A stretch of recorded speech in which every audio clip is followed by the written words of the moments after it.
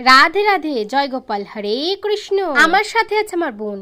প্রথমে আমি তালটাকে ধুয়ে নিয়েছি, এরপর তালটাকে ছাড়িয়ে নেব, তারপর তালের আঠিগুলো বার করে নেব, এরপর কিছুটা জল দিয়ে তালের আঠিগুলো আমি ধুয়ে নেব, আঠি থেকে তালগুলো ভালো করে বার করে নেব। এরপর দিয়ে দেবো পরিমাণ মতন চিনি, তারপরে দিয়ে দেবো পাকা কলা, ভালো করে আমি মেখে নেব।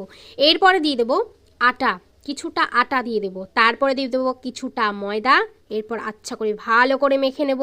রাধে রাধে। তারপরে আমি দিয়ে দেবো কিছুটা মৌরি, স্বাদ যাতে সুন্দর হয়। এরপর নারকেল কুড়িয়ে নেব। আমি নারকেল কোড়ানোর পর কিছুটা নারকেল এর মধ্যে দিয়ে আমি আরেকবার মেখে নেব। কড়াইতে দিয়ে দেবো সাদা তেল, তেলটা গরম হতে থাকুক।